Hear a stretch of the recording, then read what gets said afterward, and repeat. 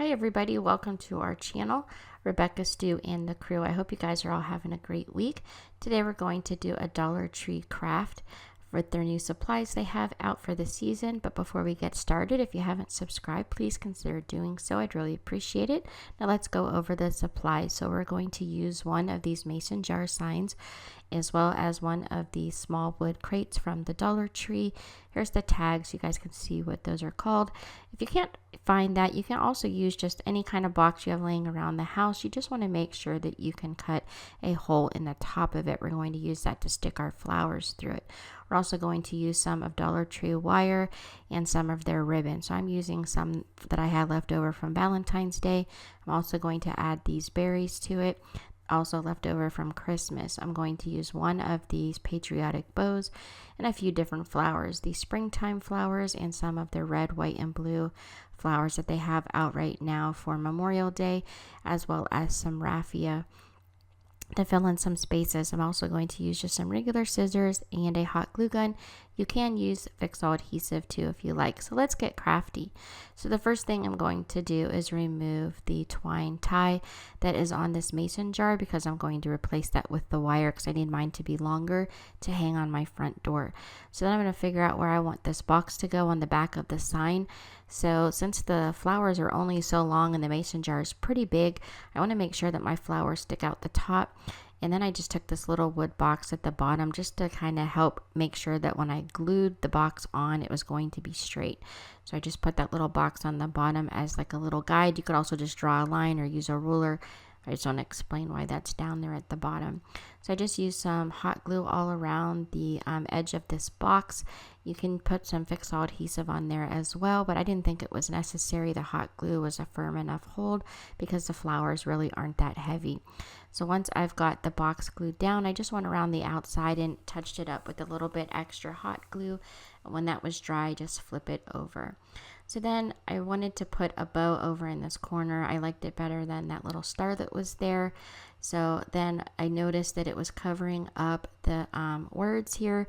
So I put a little dot of hot glue and bent the bottom pieces of the ribbon to glue those so they had like a little rippling effect on either side of the bow. And I actually like that much better. And then you could see the letters on the sign. So once that was done, I took an extra block of wood to stand mine up just so that I could film this, but you can set it on the edge of a table if you like. And all you're going to do is start arranging your flowers. As you can see, I just start popping those right up through the top. Again, you can just stick this on the edge of a table. You just need to be able to stand it up so you can kind of step back and look at it as you put your flowers inside of your little box at the top. So if you're using a cardboard box, you can do this exactly the same way. Just cut a hole at the top of your box so that you can stick your flowers in, and you're going to glue it on exactly the same. So I just kind of kept putting the flowers in and arranging those as I went around, making sure that I had them spread out equally on either side of the mason jar, and then it kind of built up in the middle at the top. So I'm not real good at arranging flowers, so I did the best that I could. I didn't add any extra hot glue or anything. Once you put enough flowers in that hole, it holds pretty firmly together all by itself.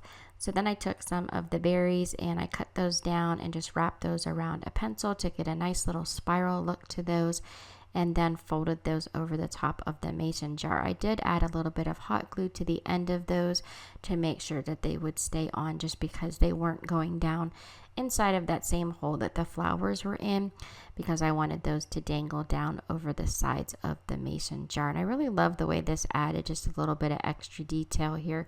And I know these are hard to find right now at the Dollar Tree. Clearly I got these around Christmas time, but you can pick them up at Hobby Lobby and other craft stores. Walmart also sells them sometimes, or you can just leave it out. Then I took a few little pieces of raffia and just made tiny little bows and popped those in with the flowers a little bit. And now I'm going to make my hangers. I took this wire and I popped it right through the back where the hole already was at, as you can see here, and then I just made a little bend at the end of the wire and then pulled it straight through, bent it in the middle, and then that was my hanger, because I have a nail way up at the top of my door there. So then I took the ribbon and the wire tie garland and I just made a little simple bow and put some of those little berries on the bow and then added that to the top to hide the nail where it hangs up on mine. So if you don't need to hang it that high, you can just leave those off. And that's what the back looks like, and here is the front all finished. I love how the flowers just cascade out of it and how just ginormous this turned out to be. It's a nice filler up for the whole front of my door.